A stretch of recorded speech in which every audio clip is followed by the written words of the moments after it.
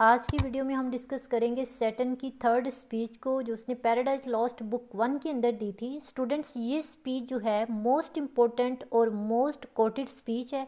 Basically ये speech जो है वो अक्सर एग्ज़ाम में पूछी जाती है, कम्पिटिटिव एग्ज़ाम में इसके हवाले से क्वेश्चंस आते हैं। तो आपको ये वीडियो बहुत अच्छे से समझनी है और जो इम्पोर्टेंट लाइंस हैं मैं मेंशन कर दूंगी ताकि आप लोगों को अच्छे से समझ आए। ओवरऑल आपको पूरी स्पीच अच्छे से तैयार होनी चाहिए अगर आपको एग्ज़ाम पास करना है या फिर कम्पिटिटिव एग्ज़ाम में आपको क्वेश्चन सॉल्व करने हैं। So without wasting more time let's start our video. Students, Satan की ये जो थर्ड स्पीच है ना, इस स्पीच के अंदर सैटन अपने कंपेनियंस को मोटिवेट करता है, उनके अंदर मोटिवेशन और इनकरेजमेंट पैदा करता है। बेसिकली सैटन इस स्पीच के अंदर भी बील्ज़बब को एड्रेस करता है। सैटन बील्ज़बब से पूछता है कि क्या ये वही जगह है, ये वही आबो हवा है, क्लाइमेट है और ये हमें हेवन के बदले में मिली है। सैटन कहता है कि it is better to reign in hell than serve in heaven.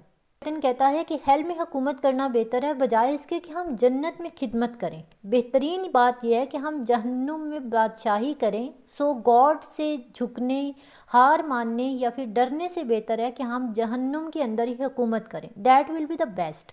Satan उनके साथ पॉलिटिशियंस की तरह बात करता है कि बेशक गॉड और मैं, हम दोनों इंटेलिजेंट हैं, हम दोनों इक्वल हैं, लेकिन पावर में वो मुझसे सुप्रीम है। अब यहाँ पे आप देख सकते हैं कि सैटन गॉड को प्रेज कर रहा है कि वो पावर में मुझसे सुप्रीम है, मैं भी हूँ उसके इक्वल, इंटेलिजेंट हूँ उसकी तरह, लेकिन वो मुझसे भी सुप्रीम है, हम सब भी उसके बराबर नहीं हो सकते। ठीक है, गॉड को प्रेज कर रहा है।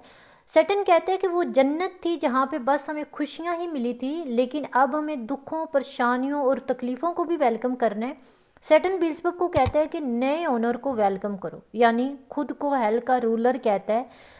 सैटन कहता है कि मुझे पता है कि मेरी सोच अपनी जगह पर बिल्कुल ठीक है, क्योंकि मैं जन्नत को जहन्नुम और जहन्नुम को जन्नत बना सकता हूँ। यहाँ पे सैटन कहता है कि a mind not to be changed by place or time, the mind is its own place and in itself can make a heaven of hell, a hell of heaven. What matter where if I be still the same and what I should be all but less than ही।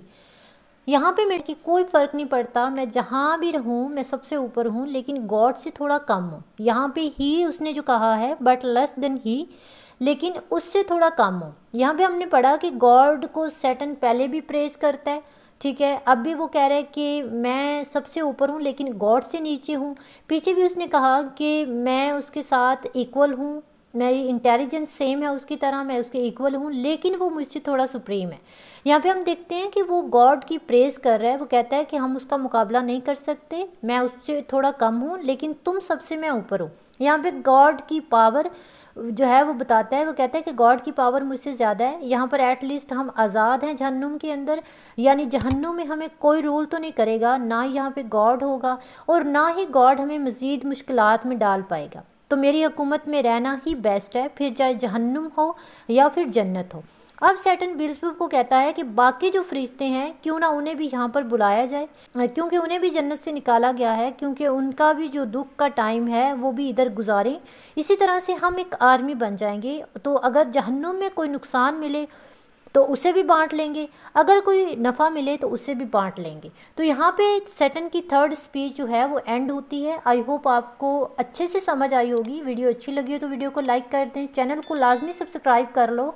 मिलते हैं next video में। अल्लाह हाफिज़।